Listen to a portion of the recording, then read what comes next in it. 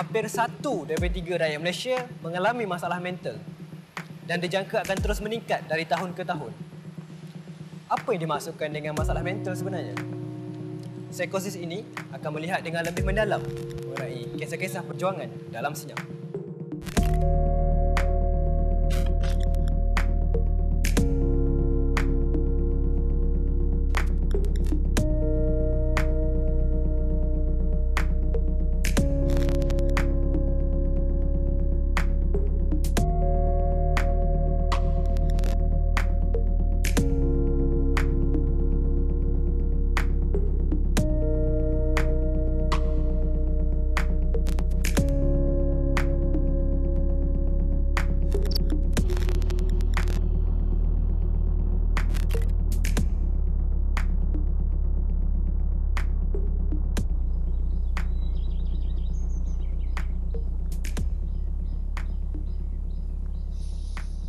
Pejuang skizofrenia sering dikaitkan dengan mempunyai halusinasi dan delusi yang pelik daripada kebiasaan.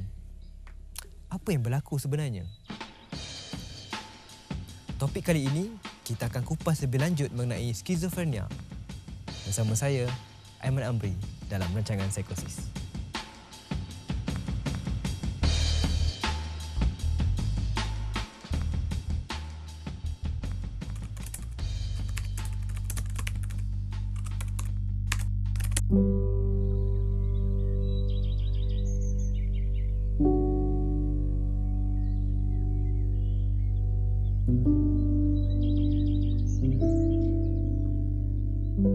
Sebagai seseorang yang sedang menghidapi simptom psikosis, saya berasa seperti berada di dua alam, iaitu alam realiti dan juga alam fantasi. Kadang-kadang saya sendiri pun tak dapat nak bezakan yang mana satu realiti dan yang mana satu halusinasi.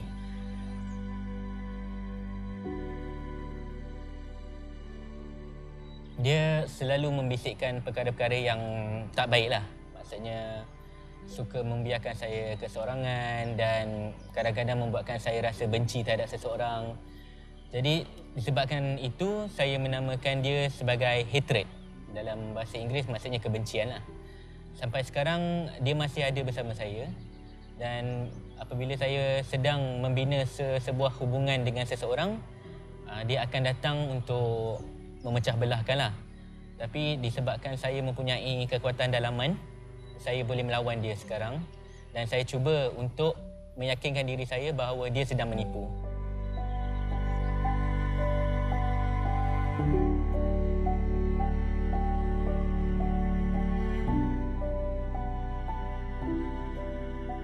So, apa khabar hari ini keadaan kesihatan mental?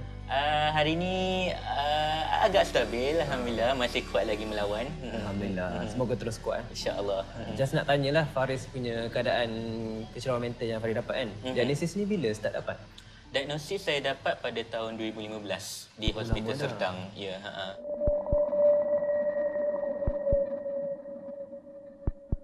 Waktu tu macam mana boleh mula rasa nak dapatkan diagnosis? Sebab waktu tu psikosis saya macam nak cakap dalam keadaan yang sangat teruk lah.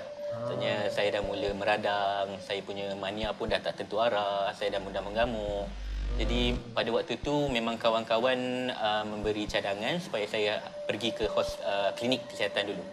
Klinik kesihatan swasta, dan apabila saya berjumpa dengan doktor di klinik tu, dia sendiri yang bagi disclaimer yang dia bukan pakar psikiatri ke apa ke.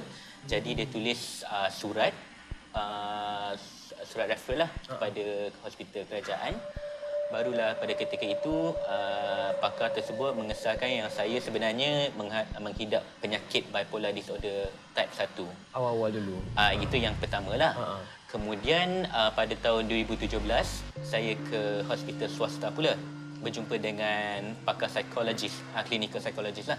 Maksudnya apabila menjalani beberapa terapi dan konsultasi bersama beliau, barulah beliau mengesahkan sebenarnya saya skizoafektif daripada bipolar type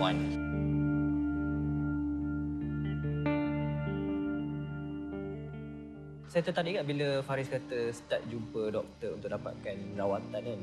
So macam mana Faris bezakan antara apa yang Faris rasa tu adalah sejenis benda yang memang kecerobohan mental ataupun sekadar memang personality orang biasa je. Maksudnya jenis cepat marah, jenis cepat bersemangat. Dia berbeza dengan orang yang tidak ada kecelakaan mental. Selalunya orang yang sihat mentalnya dia tak ada, dia boleh kawal emosi tu. Tapi kalau macam saya tak boleh nak kawal dengan sendiri dan saya perlu belajar untuk mengawal. Dia macam bayi yang baru lahir yang memang perlu belajar dari mula macam mana nak kawal emosi tersebut semua. Ada contoh peristiwa di mana bila Faris sedar macam emosi tu tak boleh dikawal?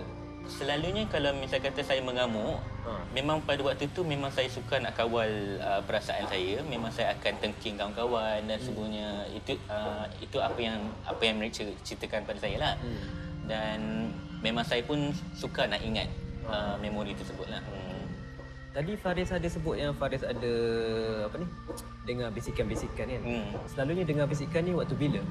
Dia waktu bila-bila saja sebenarnya. Oh, bila-bila dia waktu bila-bila saja, sementara di waktu saya kesorangan ke ataupun bersama kawan-kawan ke, dia boleh datang bila-bila saja yang dia nak. Tapi tak semestinya bisikan-bisikan tu adalah bisikan-bisikan jahat. Dia kadang-kadang dia memberi komentar tentang situasi sekeliling saya ke apa ke. Dia memang bukan daripada minda saya sendiri. Dan sebenarnya bisikan tu yang akan mengalihkan perhatian saya terhadap benda yang dikomen tu. Bila kata bisikan ni, dia bisikan yang just macam firasat hati ke atau memang maksudnya dengar macam orang cakap? Memang ada orang cakap, betul-betul depan telinga. Tapi sebenarnya tak ada orang pun? Memang tak ada orang. Macam mana bila Faris start perasan yang bisikan ni sebenarnya adalah bisikan, bukannya memang orang cakap? Pada awalnya, waktu remaja tu memang terasalah macam kita ni kena ganggu hantu dan sebagainya. Tapi bila dah lama hidup dengan bisikan ni, bila dia sendiri dah meyakinkan saya bahawa dia adalah bisikan, jadi macam saya dah terbiasa hidup dengan bisikan-bisikan ni sebenarnya.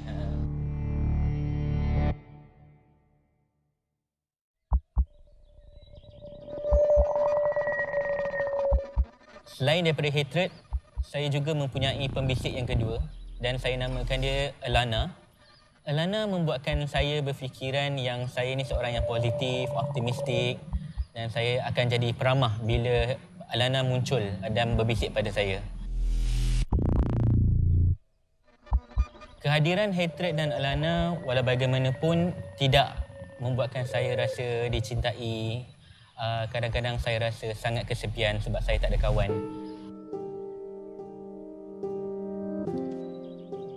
Ketika berada di sekolah rendah, saya pernah dibuli secara fizikal dan mental. Itu yang membuatkan saya susah untuk percaya pada orang. Disebabkan saya kesepian, maka Alana menyuruh saya untuk mencipta 4 orang karakter yang baru. Saya menamakan mereka Peter, Alana, Sandra dan juga Stanley. Untuk memahami dengan lebih mendalam mengenai skizofrenia, kali ini bersama saya, pakar psikiatri daripada Hospital Kulim, Dr. Nadia. Bila kita bercakap tentang skizofrenia, kita bercakap mengenai satu kecelaruan minda yang merupakan satu kecelaruan yang kronik yang mempunyai simptom-simptom utama seperti halusinasi yang secara berterusan. Dan skizofrenia itu maksudnya ia memerlukan simptom yang melebihi atau sekurang-kurangnya selama 1 bulan. Okey. Bila kita bercakap tentang halusinasi, kebanyakannya ialah dari segi bentuk suara. Tapi boleh juga berlaku dari segi bentuk visual, dari segi bentuk sentuhan ataupun rasa. Pada masa yang sama dia mempunyai delusi. Dan kemudian dia berlaku disorganized behavior ataupun perlakuan yang tidak teratur dan juga disorganized dari segi pemikiran. Selalu yang kita nampak ialah bila dia bercakap tu kita tak dapat nak memahami percakapan dia. Tidak berapa logik lah. Okey, dan simptom yang terakhir ialah negative symptom. Negative symptom ni kalau macam kita sebagai manusia normal, bila kita rasa gembira ataupun teruja, kita akan senyum, kita akan ketawa. Tapi simptom negatif ni walau dalam keadaan apa pun dia tidak mempunyai reaksi yang normal tu. Macam bila saya bercakap, saya menggerakkan tangan saya kan. Tapi mungkin pesakit dia akan duduk diam dengan muka macam tu, nada suara yang sama. Itu negatif simptom. Itu negatif simptom. Secara ringkasnya lah. Ni termasuk juga untuk skizoafektif pun simptom yang sama. Okey, bila kita bercakap skizoafektif, Skizoafektif dia perlulah mempunyai diagnosis cukup untuk mengatakan bahawa dia mempunyai skizofrenia. Okey. Walau bagaimanapun, apa yang menarik, semasa episod ataupun semasa simptom-simptom skizofrenia ini berlaku, dia juga mempunyai mood simptom. Misalnya ada kemurungan ataupun bipolar. Tapi itu simptom je lah yang dia ada waktu dalam fasa tu. Simptom pada fasa tu. Bukanlah bermaksud dia comorbid ada MDD ke. Soalan yang menarik tu Cik Arman. Bila kita bercakap schizoaffective disorder, maksudnya semasa episod skizofrenia ini, dia mengalami mood tu pada masa tersebut. Tapi bila kita bercakap comorbid, maksudnya seseorang itu mempunyai skizofrenia dan pada masa yang sama dia mempunyai depression. Selalunya depression ni dia berlaku selepas daripada episod psikosis tersebut. Okey. Ataupun depression ini ataupun kemurungan ini dia boleh berlaku sebagai prodromal symptom sebelum dia betul-betul full blown skizofrenia, maksudnya sebelum dia betul-betul menunjukkan simptom skizofrenia yang sepenuhnya.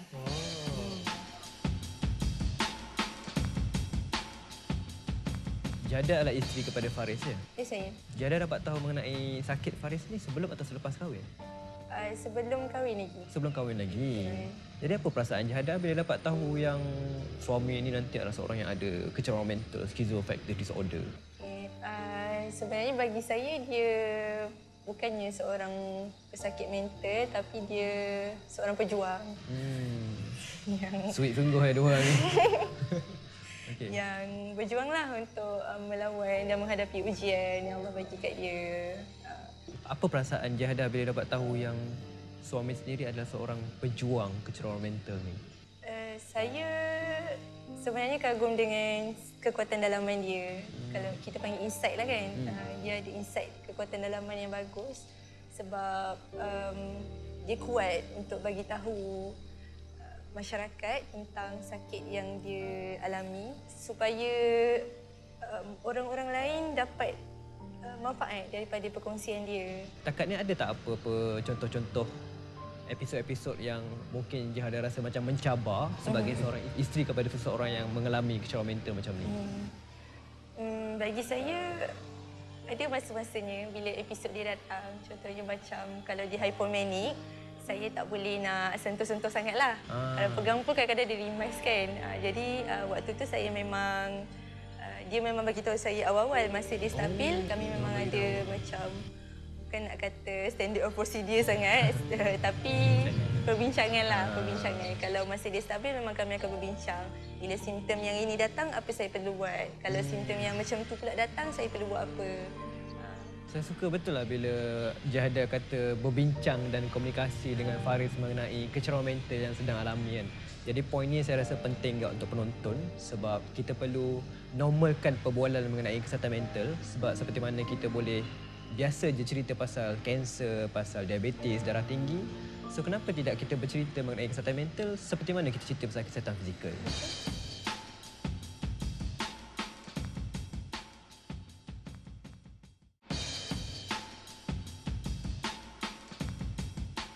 Apa perbezaan antara halusinasi dan delusi? Nampak macam sama je. Halusinasi bila otak kita memproses sesuatu yang tak wujud melalui deria. Contohnya, saya nampak seekor kucing datang kepada saya dan bersalam tangan. Ataupun saya dengar kucing itu bercakap dalam bahasa Malaysia. Sedangkan delusi adalah kepercayaan dalam hati yang tak ada asasnya.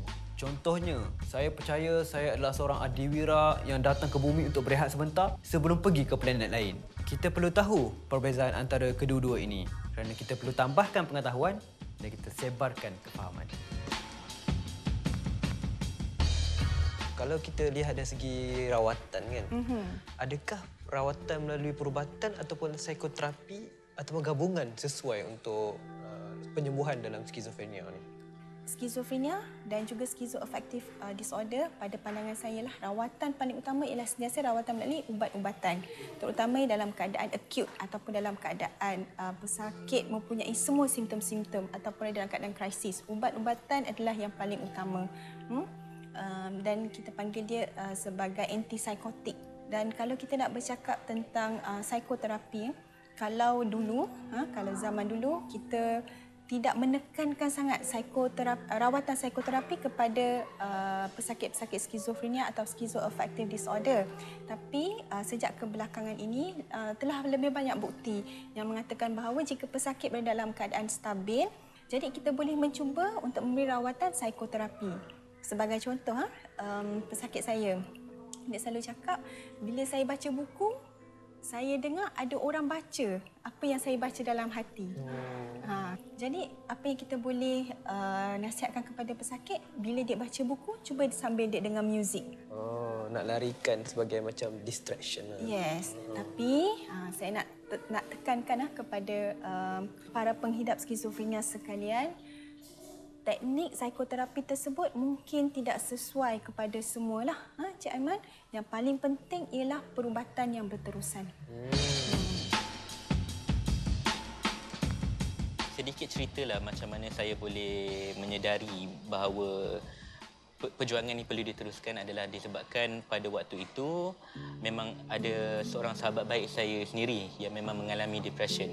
Hampir setahun setengah memang saya akan berulang-alik ke rumahnya untuk memberi kata-kata semangat lah, walaupun saya sendiri yang mengalami depression. Jadi apabila dia dah sampai satu tahap di mana doktor menghentikan perubatan dia disebabkan dia dah stabil, dia cakap pada saya, terima kasih kerana membantu disebabkan awak merasai kegelapan tu. Jadi daripada situ sebenarnya saya menyadari bahawa Tuhan memberi benda ini mesti ada sebabnya. Jadi dari sebab itulah saya mengambil langkah untuk kehadapan kepada masyarakat, untuk memberi kesedaran kepada masyarakat tentang penyakit mental dan sebagainya. Secara spesifiknya kehadapan masyarakat tu macam mana? Saya ada beri ceramah ataupun jadi moderator pada forum tentang penyakit mental dan sebagainya lah.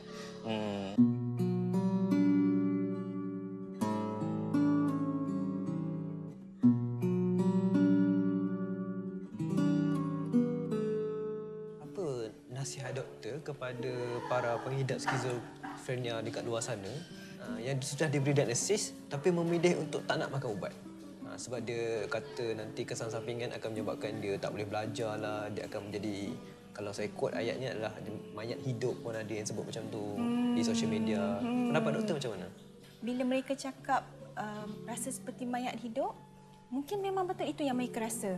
Disebabkan oleh kadang-kadang sebab bila kita cakap skizofrenia ni, kita bercakap tentang ketidakseimbangan bahan kimia dalam otak. Level dopamin dia sangat tinggi. Jadi kita bagi antipsikotik untuk menurunkan balik level dopamin tersebut. Tapi kadang-kadang level dopamin itu menjadi terlalu rendah. Jadi bila dia jadi terlalu rendah, dia hampir menjadi seperti negatif simptom. Tapi sebenarnya simptom-simptom ni kalau diberitahu kepada doktor, kita faham bahawa ini adalah kesan-kesan sampingan. Jadi kita boleh berbincang dengan lebih lanjut. Sama ada menurunkan dos ataupun menukar ubat ataupun rawatan-rawatan yang lain lah. Tetapi saya ingin tekankan, jangan buat sendiri. Penting. Jangan pandai-pandai turunkan dos. Jangan pandai-pandai turunkan dos. Jangan pandai-pandai nak tukar ubat dan sebagainya. Semuanya perlu mendapatkan nasihat pakar. Berbincang dengan pakar. Boleh bincang lah maksudnya. Boleh bincang. Bukannya pakar kata macam ni, ikut je. Ya, betul. Yang penting ahli keluarga tu pun kena datang juga masa klinik. Masa appointment tu.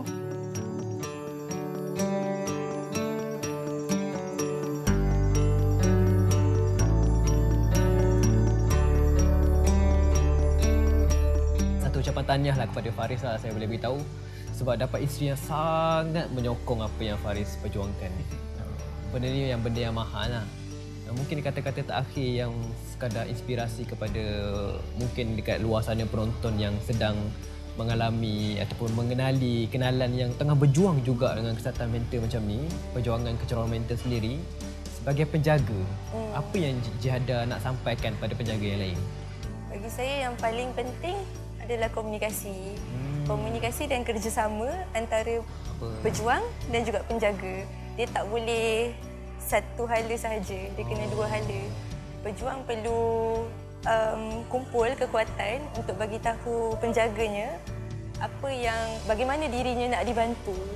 Dan penjaga pun perlu memahamilah, dan kita sebagai penjaga yang boleh mengawal emosi sendiri, kawallah sebaik mungkin dan berilah sokongan yang kita kata sokongan yang betul-betul padulah untuk mereka yang sedang berjuang. So pentinglah bila seorang yang sedang berjuang dengan kecelakaan mental ni pun dia sendiri kena beritahu macam mana nak tolong dia. Ya, betul. Sebab kita tahu kebanyakan ramai je penjaga yang dia nak bantu tapi dia tak tahu macam mana. So penting juga untuk setiap pejuang lain-lain lah dia betul. punya cara untuk dia dibantu. Terima kasih banyaklah kepada Jihada dan juga Faris kan. Pilihan isteri yang baik lah. Macam mana episod kali ini menjawab persoalan anda mengenai skizofrenia? Skizofrenia adalah kecerobohan mental yang serius dan perlu rawatan segera di hospital. Kita perlu faham bahawa tak sempurna kesihatan seseorang tanpa kesihatan mentalnya.